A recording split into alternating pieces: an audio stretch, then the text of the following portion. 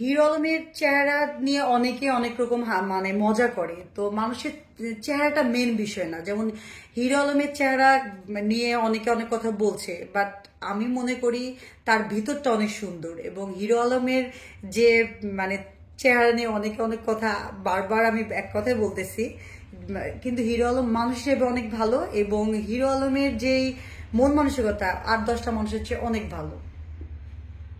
আলমকে আমার তো প্রথমত নিজের পার্সোনাল ভাবে ভালো লাগে, কারণ হিরো আলম মানুষ হিসাবে অনেক ভালো। আর হিরো আলমের মতন আমি অবশ্যই হতে পারবো না এখন পর্যন্ত, কারণ ওর যে ফ্যান ফলোয়ার, আপনার ফ্যান ফলোয়ার দেখেন, আমার ফ্যান ফলোয়ার দেখেন, আর হিরো আলমের ফ্যান ফলোয়ার দেখেন, অনেক বেশি।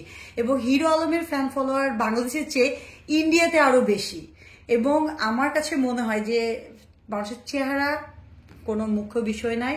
অনেকে তার চেহারা এবং তার গায়ের রং নিয়ে অনেক ক্রিটিসাইজ করে, বাট হিরো আলম মানুষ হিসেবে অনেক ভালো। এবং তার কাজের মাধ্যমে দেখিয়ে দিয়েছে যে আসলে সে কিরকম কাজ প্রেজেন্ট করতে পারে। অনেকে মজা করে, বাট আমার কাছে ভালো লাগে। আমি হিরো আলমকে নিয়ে কে কি বলে এটা আমি জানি না, তবে হিরো আলমকে নিয়ে আমি প্রাউড ফিল করি। এবং আমার কাছে মনে হয় হিরো আলম বাংলাদেশের একটা আইডল হতে পারে।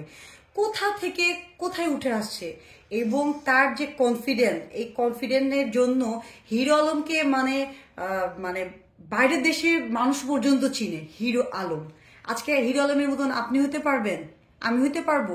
আপনাকে কয়জন চিনে আর আমাকে কয়জন চিনে? হিরো আলমকে সবাই চিনে। তো আমি হিরো আলমকে জাস্ট বাংলাদেশের একটা আইডল মনে করবো।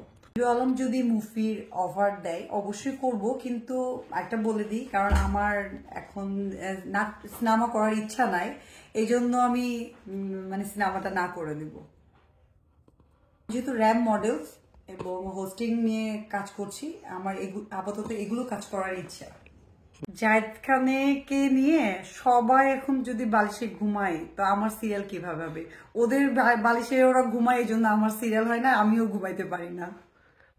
জায়েদ খানের যে ছবি নিয়ে অনেকে ঘুমাচ্ছে দেখছি ইদানিং বালিশ নিয়ে, তো ওদের দেখে দেখে আমার ইচ্ছা যদিও জাগে, কিন্তু ওদের যে সিরিয়াল, এই সিরিয়ালে আমি এসে আমার মানে আমি টায়ার্ড হয়ে গেছি। জায়েদ খানকে আমার ভালো লাগে কেন আপনি জানেন? কারণ আমার একটা রিয়েলিটি শোতে তিনি জাজ ছিলেন, জায়েদ খান, এবং তার প্রশ্নের উত্তরেই আমি অনেক ফেমাস হয়ে গিয়েছিলাম। তো জায়েদ খান এই জন্য আমার অনেক ফেভারিট।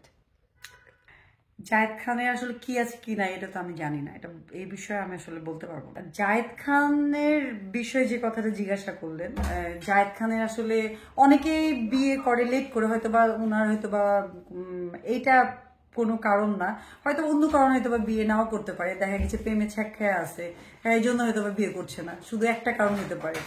কেন? ভাইয়া ভালো আছি, আপনি কেমন আছেন? হ্যাঁ, আলহামদুলিল্লাহ, আমিও ভালো আছি। তো আপনি এখন অনেক বেশি জনপ্রিয় হয়ে গিয়েছেন, তো আপনার এখন কি মানুষকে আপনার শিডিউল নিতে হয়? মোটামুটি শিডিউল তো অবশ্যই নিতে হয়, কারণ কাজের ডেট থাকে হয়তো, বা সেই জন্য শিডিউল নিলে ভালো হয়। নইলে দেখা গিয়েছে একসঙ্গে সবার কাজ পড়ে গেলে তো করতে পারি না, এই জন্য শিডিউলটা নিলে ভালো হয়।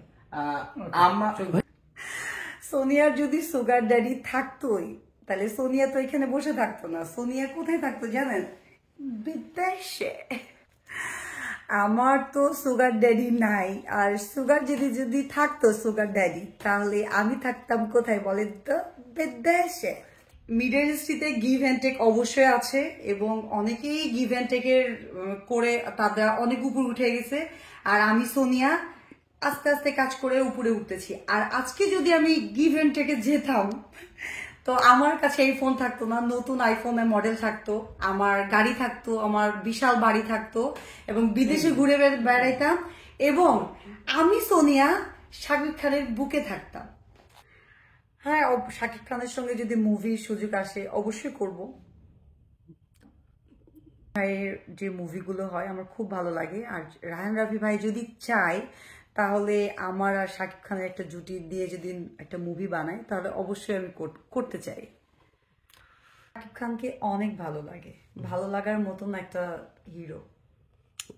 বাংলাদেশের আর কোন কোন নায়ককে বেশি ভালো লাগে?